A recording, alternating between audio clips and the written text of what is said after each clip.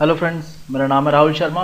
ये जो सी सेट की हमारी सीरीज़ चल रही थी जिसके अंदर हम 3 डिफरेंट पोर्शंस के ऊपर, जैसे कि हमने पहले भी बात की है, पहले भी डिस्कस किया है, 3 अलग अलग पोर्शंस हैं जिसमें एक है आपका कॉम्प्रिहेंशन, इसके बाद आपका बेसिक न्यूमरेसी और रीजनिंग।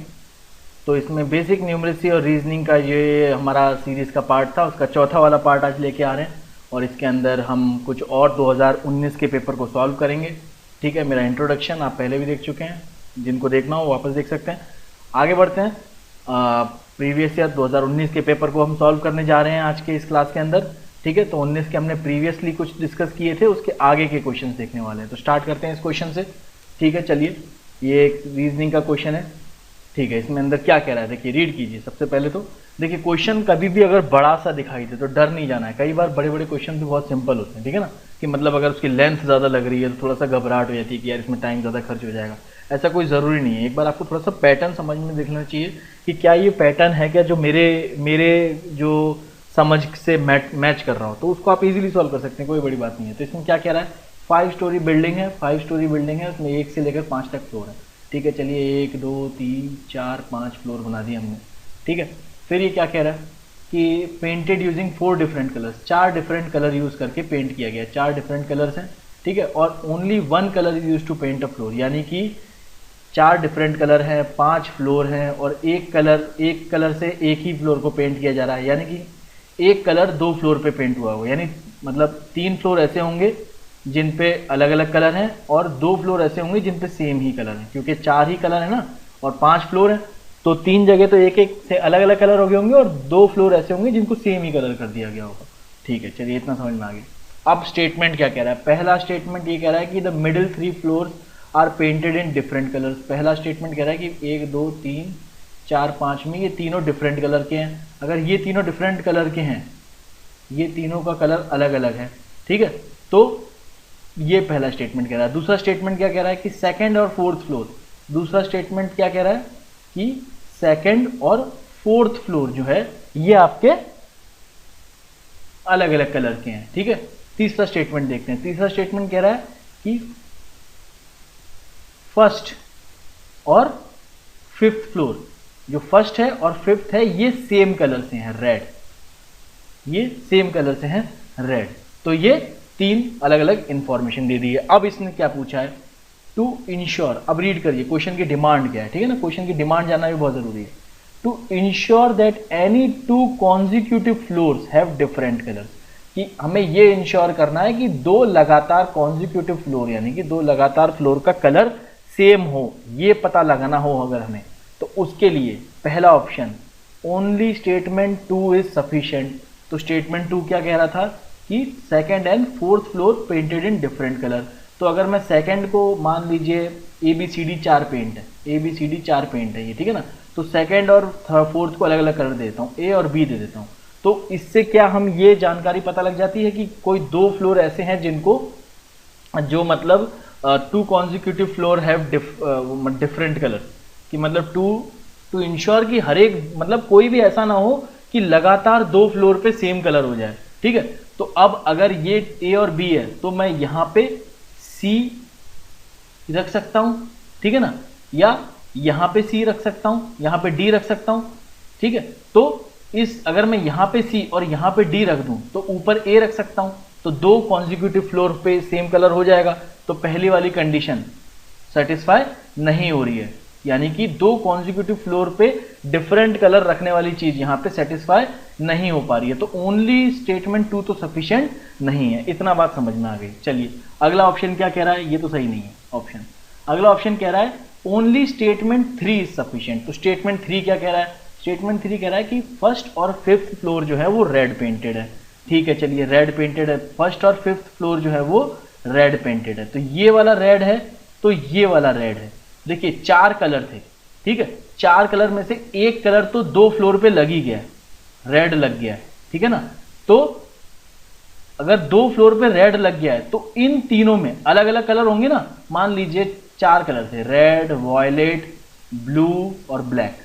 ठीक है, तो अगर 2 पे रेड लग गया है तो बाकियों पे क्या होगा, वॉयलेट होगा, या तो एक पे ब्लू होगा और एक पे ब्लैक होगा।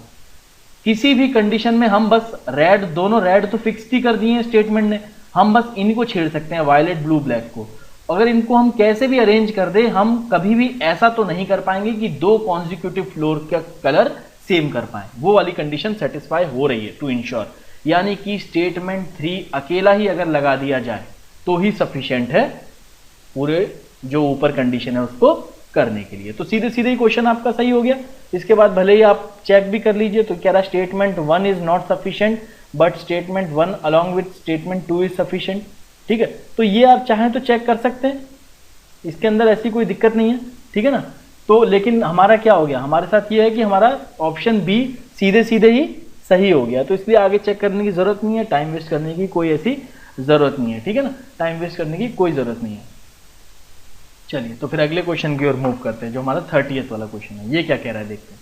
30th क्वेश्चन ये रहा आपके सामने, ठीक है। तो 30th क्वेश्चन में क्या कहा जा रहा है कि PQR आर 3 टाउन्स। देखिए इस क्वेश्चन में जहां पे भी आपको थोड़ा सा साउथ और वेस्ट डायरेक्शन मिल जाए ना, तो वहां मैंने आपको पहले भी बताया कि पहले किस तरीके का वो बना लीजिए डायरेक्शन का, नॉर्थ साउथ और वेस्ट और ईस्ट, इस तरीके का होगा, ठीक है ना। हमेशा याद रखिएगा नॉर्थ और साउथ अगर ऊपर नीचे आप बना रहे हैं तो राइट हैंड साइड में हमेशा ईस्ट होगा और लेफ्ट हैंड साइड में वेस्ट होगा। कभी कभी लोग कंफ्यूज हो जाते हैं, इसलिए इस चीज़ का जल्दीबाजी में कोई गलती ना करें, तो ये हमेशा ध्यान रखें, ठीक है। चलिए अगला क्या कह रहा है कि distance between P and Q 60 है, ठीक है, और P और R के बीच में डिस्टेंस है 80 किलोमीटर, ठीक है। अब Q is in the west of P, अगर P को मैं सेंटर में मान लूं तो वेस्ट किधर हो गया, उसके लेफ्ट हैंड साइड में, तो Q कहां पर है, वेस्ट, और इन दोनों का डिस्टेंस कितना दिया हुआ है, 60 किलोमीटर दिया हुआ है। फिर क्या बोला है कि R is in the south of P, R is in the south of P, ये बना दिया P के साउथ में R, और ये डिस्टेंस है 80। फिर क्या पूछा, what is the distance between Q and R, बहुत ही सिंपल क्वेश्चन हो गया। Q एंड R ये है आपका, ये राइट एंगल ट्राइंगल हो गया आपका, क्योंकि यहाँ पे क्या है, वेस्ट और साउथ इधर के 90 डिग्री है ना, तो अगर ये 60 है ये 80 है तो ये कितना होगा, ऑब्वियसली बात है 100 होगा। पाइथागोरस थ्योरम लगा लीजिए कि 60 का स्क्वायर प्लस 80 का square is equals to x का स्क्वायर, तो इधर से आपका x की वैल्यू क्या निकल आएगी, 100 निकल आएगी। तो ऑप्शन क्या हो गया आपका, डी वाला सही हो गया। ये तो इजी क्वेश्चन में गिना जाएगा। चलिए ठीक है, डायरेक्शन वाला क्वेश्चन जल्दी करने के लिए आपको ऊपर वो नॉर्थ साउथ वेस्ट ईस्ट बना ही लीजिएगा एक बार को, ठीक है। चलिए आगे बढ़ते हैं। अगला क्वेश्चन, इस तरीके के क्वेश्चन भी काफी देखने को मिलते हैं, ठीक है ना। All members of a club, ये सेट वाला क्वेश्चन है, ठीक है। All members of a club went to Mumbai and stayed in a hotel on the first day 80%, पहले दिन 80% तो शॉपिंग करने चले गए। चलिए ठीक है, बात समझ में आ गई। 50% तो साइट सीइंग करने चले गए। अगर 80% शॉपिंग करने गए हैं, 50% साइट सीइंग करने गए, तो परसेंट तो टोटल मिला के 100 से ज्यादा हो गया। यानी कुछ लोग ऐसे होंगे जो शॉपिंग और साइट सीइंग दोनों करके आए होंगे, ठीक है ना, ये बात समझ में आ गई। और इसके अलावा क्या कह रहा है कि 10% टुक रेस्ट इन दी होटल, यानी 10% तो कहीं गए नहीं थे, तो टोटल गए वाले लोग कितने हो गए, 90%। तो ए यूनियन बी, याद है मैंने एक बताया था, A union B is equals to A plus B minus A intersection B.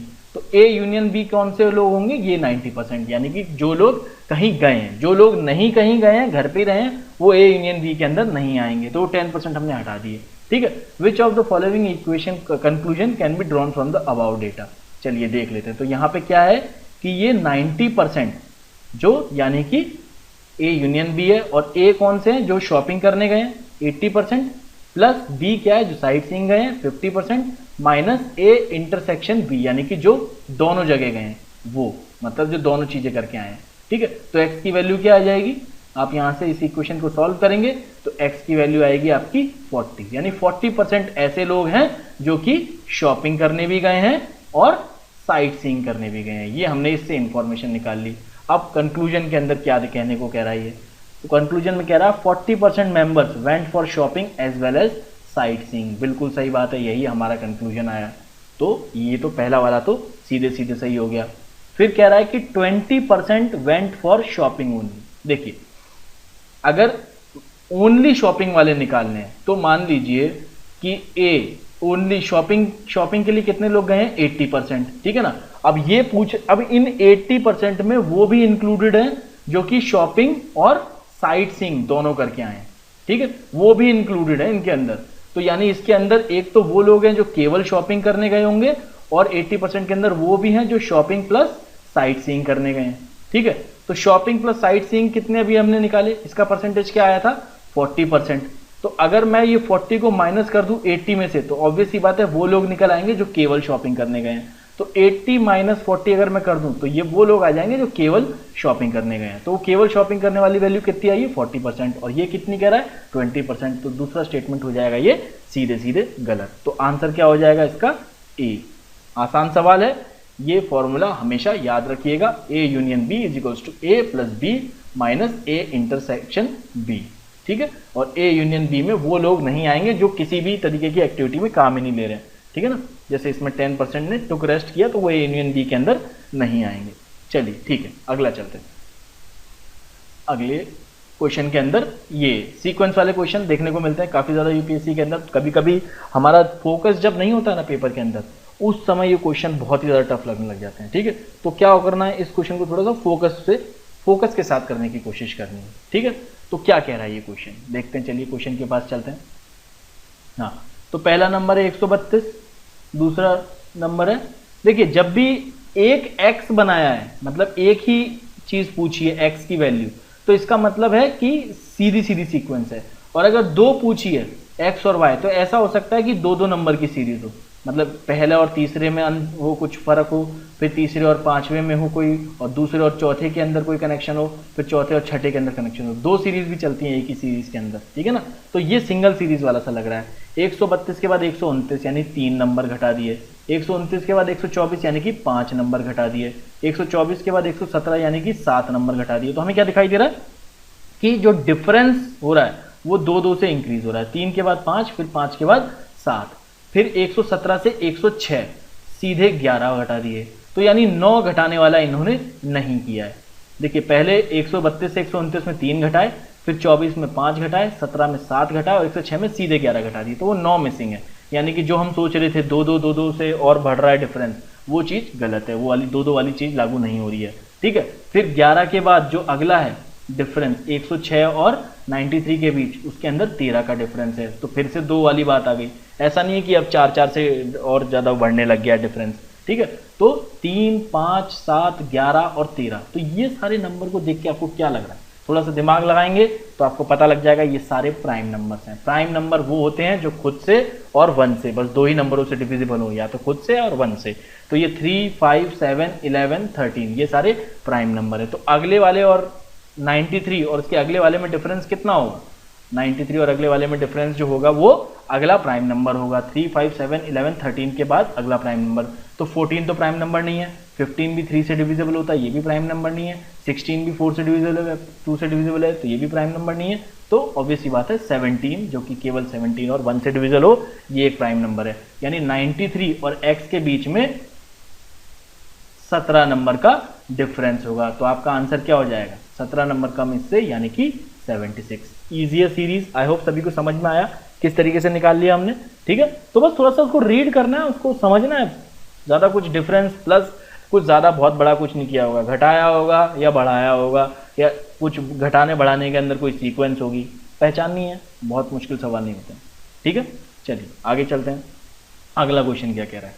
ठीक है, a wall clock moves 10 minute fast in every 24 hours. हर 24 घंटे में ये जो घड़ी है दीवार की, ये 10 मिनट आगे चली जाती है। मेरे घर में भी एक ऐसी घड़ी है, काफ़ी उसकी प्रॉब्लम करनी पड़ती है सॉल्व। तो ये तरीके के क्वेश्चन अगर आपको भी ऐसी कोई रियल लाइफ में फेस करनी पड़ रही हो तो आपकी सी सेट के अलावा घर के काम में भी काम आएगी।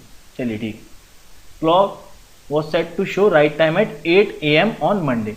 8 AM पे इसे एकदम सही लगा दिया आपने कि भैया 8 AM बजे हैं और 8 AM ही आपने घड़ी के अंदर फिट कर दिया मंडे को सुबह 8 बजे। ठीक है, अब ये टाइम पूछ रहा है, कह रहा है कि 6 बजे शाम को 6 PM वेडनेसडे को करेक्ट टाइम क्या होगा, what is the correct time. मतलब घड़ी में 6 PM बज रहे हैं तो असली में कितने बजे होंगे।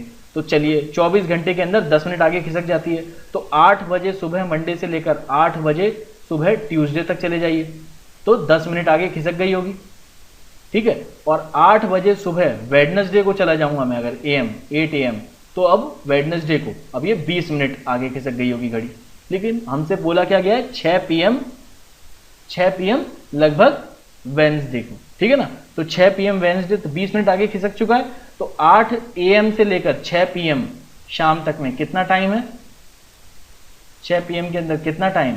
8 AM से 6 PM लगभग 10 घंटे है, ठीक है ना, लगभग 10 घंटे, 10 आवर्स, ठीक है। तो 20 मिनट तो आगे खिसक ही चुकी है घड़ी, और 10 घंटे में कितनी और आगे खिसकेगी? 24 घंटे के अंदर, लगभग 24 घंटे के अंदर घड़ी कितनी आगे खिसक जाती है? 24 घंटे के अंदर 10 मिनट आगे खिसक जाती है। तो 10 घंटे के अंदर कितनी खिसकेगी?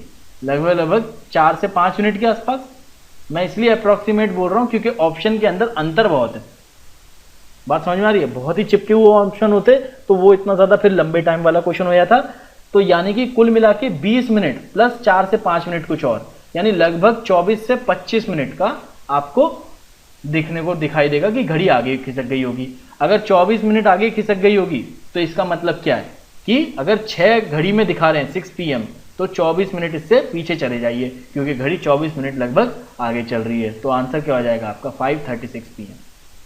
24 मिनट घटा लीजिए, ठीक है, 24-25, क्योंकि बाकी सारे ऑप्शन काफी दूर हैं, ठीक है ना। वैसे इसका और ज्यादा कैलकुलेशन करके और ज्यादा एक्यूरेट निकाला जा सकता है कि वो दरअसल 5:36 जो हुई है और वो कितना टाइम 9 घंटे 36 मिनट ही आगे है, ठीक है ना। तो वो वाली चीज की जा सकती है, लेकिन फिर भी मैं तो सिंपल से आपको बात बता रहा हूं कि ये ऑप्शन को देख के ही समझ में आ रहा है कि बाकी सारे ऑप्शन काफी दूर हैं। 24-25 मिनट कम वाला टाइम यही है और आंसर आपका यही हो जाएगा, ठीक है। तो ज्यादा उसके अंदर स्ट्रेस नहीं लेना है कि मेरे को तो 5:36 सेकंड्स भी निकाल के रहूंगा, मैं ईगो पे नहीं ले लेना, ठीक है। चलिए आगे के देख लेते हैं। अगला क्या कह रहा है question? In a group of 15 people, 15 लोगों के ग्रुप में, अगेन ये सेट वाला क्वेश्चन आ गया। तो मैंने पहले भी कहा था सेट्स के 2-3 क्वेश्चन देखने को मिलते हैं, ठीक है। तो याद रखिए 27 क्वेश्चन करने होते हैं सही। तो मैंने आपको कॉम्प्रिहेंशन के अंदर भी शॉर्ट पैसेजेस की अपने बहुत प्रैक्टिस की है ज़्यादा से सही करने की। तो ये सेट्स टाइप के क्वेश्चन भी ये जो है ये भी ईजी टाइप के ही होते हैं, ठीक है ना। तो 15 लोग हैं जिसमें से 7 फ्रेंच पढ़ रहे हैं, 7 फ्रेंच पढ़ रहे हैं, बिल्कुल बात समझ में आ गई। 8 जो है वो इंग्लिश पढ़ रहे हैं, 8 इंग्लिश पढ़ सकते हैं, ठीक है। और 3 जो है वो इन दोनों में से कुछ नहीं पढ़ सकते, 3 किसी काम के नहीं है, ठीक है ना। तो ये 3 जो है ये कुछ नहीं पढ़ सकते हैं, 3 कुछ नहीं पढ़ सकते हैं, ठीक है। तो 3 कुछ नहीं पढ़ सकते हैं, तो ए यूनियन बी कितना हो जाएगा? ए यूनियन बी हो जाएगा आपका 15 - 3 यानी कि 12, ठीक है। तो 12 इज इक्वल्स टू ए क्या है आपका? 7, ठीक है ना, फ्रेंच पढ़ने वाले, प्लस बी इंग्लिश पढ़ने वाले, प्लस माइनस इंटरसेक्शन ऑफ क्या? माइनस ए इंटरसेक्शन बी जो दोनों पढ़ सकते हैं, ठीक है। तो जो दोनों पढ़ सकते हैं उसकी क्या वैल्यू आएगी? अगर इसको मैं x मान लूं तो x की वैल्यू क्या आएगी? 15 को उधर ले जाइए तो -3, तो माइनस माइनस कैंसिल, तो x की वैल्यू आ गई 3। यानी कि 3 लोग ऐसे हैं जो कि फ्रेंच भी पढ़ सकते हैं और क्या पढ़ सकते हैं? इंग्लिश भी पढ़ सकते हैं। लेकिन अब जाए क्वेश्चन पे। क्वेश्चन क्या कह रहा है? Number of people who can read exactly 1 language, यानी कि हमें वो लोग पता लगाने हैं जो केवल एक ही लैंग्वेज पढ़ सकते हैं। तो उसका क्या तरीका होता है? सिंपल सा तरीका है, बता देते हैं क्या तरीका होता है उसका।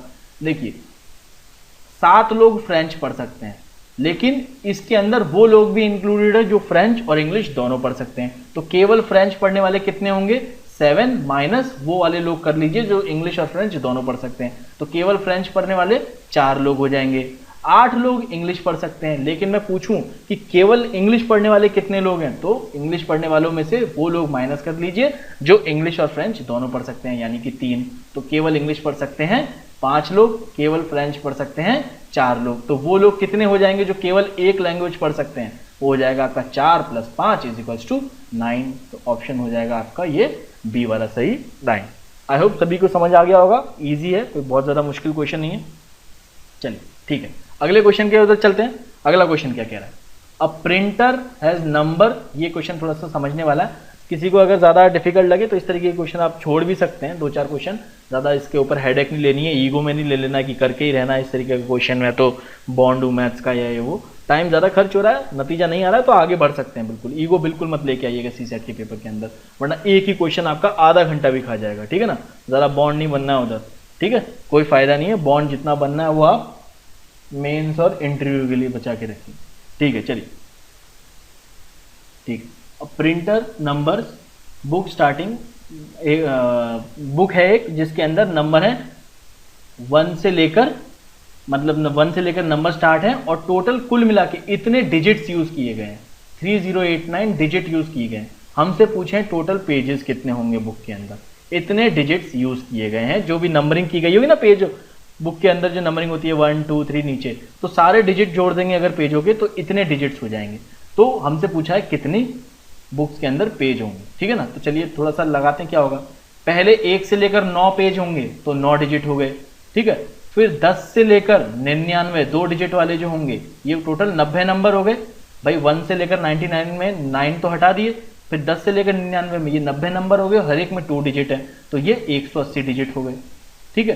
फिर 3 डिजिट नंबर यानी कि 100 से लेकर 999, 100 से लेकर 999 या ये 900 नंबर हो जाएंगे, है ना। 900 नंबर हो जाएंगे ना 100 से ना, और 900 के अंदर हर एक के अंदर 3 डिजिट्स हैं तो ये टोटल 2700 हो जाएंगे, ठीक है। तो 3 डिजिट्स तक जब तक हम पहुंचे हैं यानी कि 99 पेज नंबर 999 तक कितने डिजिट्स यूज हो गए हैं 2700 प्लस 180 प्लस 9 यानी कुल मिला के कितने डिजिट्स हो गए 9882, इतने डिजिट्स यूज हो गए हैं। और टोटल डिजिट कितने यूज हुए हैं, टोटल डिजिट्स हैं 3089, तो बचे कितने डिजिट अभी और यूज होने हैं, इससे इसको सब्ट्रैक्ट कर दीजिए, ठीक है। तो क्या आएगा ये 02 यानी 200 डिजिट अभी हमें और यूज करने हैं, 200 डिजिट। अब ये बताइए अब 1000 से तो 4 डिजिट वाले नंबर चालू हो जाएंगे, 1000 से 4 डिजिट वाले नंबर चालू हो जाएंगे, ठीक है। तो कितने 4 डिजिट वाले नंबर यूज बन सकते हैं 200 डिजिट के अंदर, ऑब्वियस सी बात है 200 डिवाइडेड बाय 4 यानी 50 नंबर और बन जाएंगे, ठीक है। तो एक नंबर तो 1000 ही हो गया, है ना, और 1000 अगर एक हो गया 4 डिजिट वाला तो इसके बाद 49 नंबर और हो जाएंगे, तो यानी कि 1049 तक ही पेजेस होंगे। 1049 पेजेस तक जैसे ही हम पहुंचेंगे तो 3089 डिजिट्स यूज हो चुके होंगे, तो इसका जवाब हो जाएगा आपका 1049। आई होप सभी को समझ आया हो। एक बार आप अगर किसी को नहीं समझ आया तो इसी चीज को रिवाइंड करके देख लें, कर लें क्वेश्चन, आसान क्वेश्चन है, ठीक है ना। कोई क्वेश्चन के अंदर कोई बहुत ज्यादा इतना ज्यादा भी टेक्निक नहीं लग रहा है, ठीक है। चलिए आगे बढ़ते हैं अगले क्वेश्चन के अंदर क्या कह रहा है अगला क्वेश्चन। अगला क्वेश्चन देखते हैं। If the numerator and denominator of a proper fraction are increased by same positive quantity which is greater than 0, the resulting fraction is। देखिए प्रॉपर फ्रैक्शन क्या होता है पहले वो जानना जरूरी है। प्रॉपर फ्रैक्शन ये होता है जिसके अंदर अगर x अपॉन y है तो x is less than y, यानी कि 1/4, 2/5, 3/7 ये सब प्रॉपर फ्रैक्शन है, यानी कि numerator is less than denominator, ऊपर वाली चीज नीचे वाले से छोटी होगी। चलिए ठीक है, चलिए इतना समझ में आ गया। अब क्या कह रहा है ये कि दोनों के अंदर x और y के अंदर x is less than y, दोनों के अंदर मैं एक पॉजिटिव नंबर जोड़ रहा हूं, सेम पॉजिटिव नंबर, तो फिर जो फ्रैक्शन है वो बढ़ेगा या घटेगा, ठीक है। तो एक बार बताइए अगर x के अंदर मैं एक वैल्यू जोड़ रहा हूं, y के अंदर एक वैल्यू जोड़ रहा हूं, तो x अगर छोटा है y से तो ऊपर वाला नंबर जो है वो प्रोपोर्शनेटली ज्यादा इंक्रीज हो जाएगा। समझ आई बात। जैसे 1/4 है, मान लीजिए 1/4 के अंदर मैं ऊपर भी 1 जोड़ दूं और नीचे भी 1 जोड़ दूं तो क्या आएगा 2/5। अब 2/5 जो है वो 1/4 से बड़ा होगा, ठीक है। इसी तरीके से फिर 2/5 के अंदर ऊपर 1 जोड़ दूं और नीचे 1 जोड़ दूं तो अगला क्या आ जाएगा आपका 3/6। तो ये भी 3/6 2/5 से बड़ा होगा। यानी कि अगर प्रॉपर फ्रैक्शन के अंदर अगर आप ऊपर और नीचे सेम नंबर ऐड करेंगे तो क्योंकि ऊपर वाला नंबर छोटा है तो प्रोपोर्शनेटली न्यूमरेटर बढ़ेगा, प्रोपोर्शनेटली न्यूमरेटर बढ़ेगा, और प्रोपोर्शनेटली अगर न्यूमरेटर बढ़ेगा तो हर बार अगर आप सेम पॉजिटिव नंबर ऊपर और नीचे प्रॉपर फ्रैक्शन में ऐड करेंगे तो जो नया नंबर आएगा वो पुराने फ्रैक्शन से बड़ा ही होगा। ये समझ में आ गई बात। तो ऑप्शन क्या कह रहा है always less than the original fraction, ये ऑप्शन गलत हो गया। दूसरा क्या always greater than the original fraction, तो ये वाला ऑप्शन बिल्कुल सही है। क्यों? क्योंकि अभी हमने क्या देखा कि जब भी प्रॉपर फ्रैक्शन होगा और सेम नंबर पॉजिटिव नंबर याद रखिएगा, सेम पॉजिटिव नंबर अगर ऊपर और नीचे ऐड किया जाएगा, जब आप करें ना ये क्वेश्चन तो ऐसा भी हो सकता है उसमें नेगेटिव नंबर दे दे वो, तो नेगेटिव नंबर देगा तो उल्टा हो जाएगा क्वेश्चन, ठीक है ना। तो इस चीज को थोड़ा ध्यान से रीड कीजिएगा। वहां पे क्वेश्चन जो है वो यूपीएससी में सेम पैटर्न के आते हैं लेकिन डेटा और थोड़ा सा क्वेश्चन के अंदर चेंजेस हो जाता है, तो एकदम जल्दी में मत कर देना, ठीक है ना। और इक्वल तो नहीं रहेगा, ठीक है, तो ये वाला भी गलत है और नथिंग कैन बी क्लेम्ड, नहीं क्लेम किया जा सकता है। तो कौन सी बात सही हो जाएगी, always greater than the original fraction, ये वाला ऑप्शन सही हो जाएगा। चलिए एक अगला क्वेश्चन, ये भी सीक्वेंस वाला क्वेश्चन है, ठीक है। चलिए सीक्वेंस को देखते ही इसके अंदर हमें समझ में आ रहा है कि इसके अंदर दो सीरीज चल रही हैं। कैसे देखते समझ में आ रहा है कि ये इसमें डिफरेंस बहुत ज़्यादा है, फिर इसमें डिफरेंस कम है, फिर डिफरेंस बहुत ज़्यादा हो रहा है। तो ये थोड़ा सा सीक्वेंस को देख के हमें समझ में आ रहा है कि देखिए कुछ इस तरीके से सीक्वेंस चल रही है, मतलब 196 के बाद 144, 144 के बाद 100, और इधर 4 से 16, 16 से 36, फिर 64। तो थोड़ा सा ये समझ में आ गया सीक्वेंस चल कैसे रही है। ये थोड़ा सा आपको ना देखते ही थोड़ा सा क्वेश्चन सॉल्व करेंगे तब समझ में आएगा। अब इधर क्या हो रहा है देखिए, 4 × 4 16 हो जा रहा है, समझ में आ गई बात, ठीक है। फिर 16 के बाद 36, यानी 4 × 9, चलिए समझ में आ गया, 36 हो गया, ठीक है। फिर उसके बाद ये 64, यानी कि 4 × 16 64, यानी कि 4 × 2 का स्क्वायर, 4 × 3 का स्क्वायर, 4 × 4 का स्क्वायर। तो ये वाला सीक्वेंस समझ में आ गया। तो अगला वाला क्या होगा, लेकिन उसके ये तो पूछा नहीं है इस वाली सीरीज का, इधर डैश होता, हमसे पूछा x, तो इस वाली सीरीज के अंदर आ जाइए। 196, यानी 196 अगर आप ध्यान से देखेंगे 140, और तो आपको देखते समझ में आ जाएगा ये सारे स्क्वायर हैं, परफेक्ट स्क्वायर मतलब हो सकते हैं, ठीक है। तो 196 किसका होता है, 14 का स्क्वायर है, 144 12 का स्क्वायर है, 100 10 का स्क्वायर है। तो ऑब्वियस सी बात है x किसका होगा, देखते ही समझ में आ रहा है, दो दो नंबर कम कर रहे हैं उसका स्क्वायर कर रहे हैं। तो 14 का स्क्वायर, फिर 12 का स्क्वायर, फिर 10 का स्क्वायर, तो 8 का स्क्वायर होगा। तो x की वैल्यू क्या हो जाएगी, 8 का स्क्वायर इक्वल्स टू 64। आसान सवाल है, सीक्वेंस वाला इजीली हो जा रहा है। तो ये 8 का स्क्वायर हो जाएगा आपका 64। चलिए ठीक है, अगले वाले के अंदर चल जाते हैं, अरेंजमेंट वाले के अंदर, ठीक है। ये क्वेश्चन भी थोड़ा थोड़ा सर में दर्द कर देता है कई लोगों को, ठीक है। तो थोड़ा सा ध्यान से इसको, थोड़ा सा एक आध ट्रिक है इसकी छोटी सी। सबसे पहले तो काउंट कर लीजिए कितने हैं, 1 2 3 4 5 6 7 8 9 10 11 12 13 14 15 डिजिट, ठीक है। तो इसके अंदर सीक्वेंस बना होगा अगर, तो 4 4 का तो नहीं बनेगा, क्योंकि 4 4 3 तो सीक्वेंस ऐसा नहीं होगा। सीक्वेंस इसके अंदर बनता है तो सेम नंबर ऑफ डिजिट्स होंगे, यानी ऐसा होगा जैसे मतलब ABC ABC ABC, तो 9 का हो गया ना ये, ठीक है। तो लगभग या तो 5 का होगा या 3 का सीक्वेंस होगा। चलिए चेक करते हैं, आप थोड़ा सा ध्यान से अगर देखने की कोशिश करेंगे ना तब थोड़ा सा समझ में आएगा। क्या देखिए, ये CC रिपीट हो रहा है, जैसे इधर CC रिपीट हो रहा है, फिर AA और इसके दोनों तरफ AA रिपीट हो रहा है। यहाँ पे भी AA देखने को मिल रहा है, इधर भी AA देखने को मिल रहा है, इधर CC देखने को मिल रहा है, तो हो सकता है यहाँ भी CC देखने को मिले, यानी दो दो रिपीट हो रहे हैं एक तरीके से, ठीक है ना। तो CC A CC, फिर AA दिखाई दे रहा है और फिर इधर भी AA है, तो बीच में कुछ अलग होगा, ठीक है ना, बीच में कुछ अलग होगा इधर, ठीक है। अब या तो C होगा या B होगा, वो देखना है हमें, ठीक है। तो इसके बाद क्योंकि AA तो इधर भी B भी होगा, तो क्योंकि C इधर हो गया है तो इधर B होगा, ठीक है। तो क्या होगा, CC A CC AA, फिर इधर B B, फिर AA, और उसके बाद B C B। सीक्वेंस बन गया ना, देखिए CC A CC AA B AA, और फिर B C B, ठीक है। कई बार क्या होता है, ये हिट करता है, नहीं तो नहीं करता हिट, आपको दिमाग में उस वक्त हिट कर जाएगा या नहीं करेगा। अगर 1 मिनट के अंदर या 60 से 90 सेकंड के अंदर आपको हिट कर जा रहा है तो ठीक है, वरना इस सीक्वेंस के अंदर अगर आपको हिट नहीं कर रहा है तो ज़्यादा समय व्यर्थ ना करें, अपने कॉम्प्रिहेंशन और दूसरे जो न्यूमरेसी और रीजनिंग के क्वेश्चन हैं उनको सॉल्व करने की कोशिश कीजिए।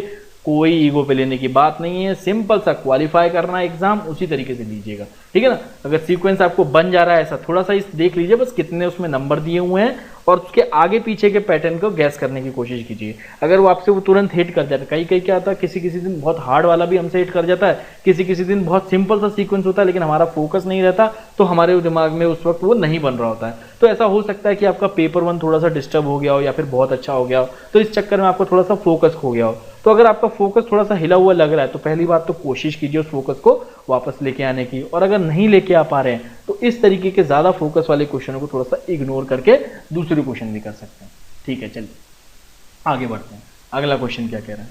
अगला क्वेश्चन ये फैमिली रिलेशन वाला क्वेश्चन है। चलिए देखते हैं क्या है ये फैमिली रिलेशन वाला क्वेश्चन। ABCDEFG 7 लोग हैं, 3 फीमेल्स, यानी कि कुछ फीमेल्स होंगे कुछ मेल्स होंगे। तो ऐसे क्वेश्चन के अंदर पहले तो एक इस तरीके की टेबल बना लीजिए कि कुछ फीमेल्स और कुछ मेल्स। जैसे जैसे हमें पता लगेगा कौन फीमेल है कौन मेल है तो हम उसको फीमेल और मेल वाले कॉलम में डाल देंगे। चलिए ठीक है। जी इज अ विडो, जी अगर विडो है तो ऑब्वियसली बात है जी फीमेल है, ठीक है। And sister in law of D's father F, D का फादर है एफ तो एफ हो गया मेल, ये भी समझ में आ गया, ठीक है।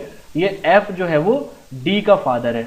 इस तरीके से कोई किसी के नीचे है तो इस तरीके से एक जनरेशन ऊपर वाली चीज हो जाएगी। अब डी के नीचे कुछ अगर आएगा तो वो डी जो है उससे एक जनरेशन ऊपर हो जाएगा। एक जनरेशन ऊपर का मेरा मतलब है चाचा, बाबा, चाचा, पापा, ठीक है, मामा, ये सब क्या होता है हमसे एक जनरेशन ऊपर होते हैं। कजिन, ये सब हमारे साथ के जनरेशन के होते हैं। बेटा, नेफ्यू, ये सब हमसे एक जनरेशन नीचे होते हैं। तो इस तरीके से हम सीक्वेंस बनाएंगे, ठीक है ना।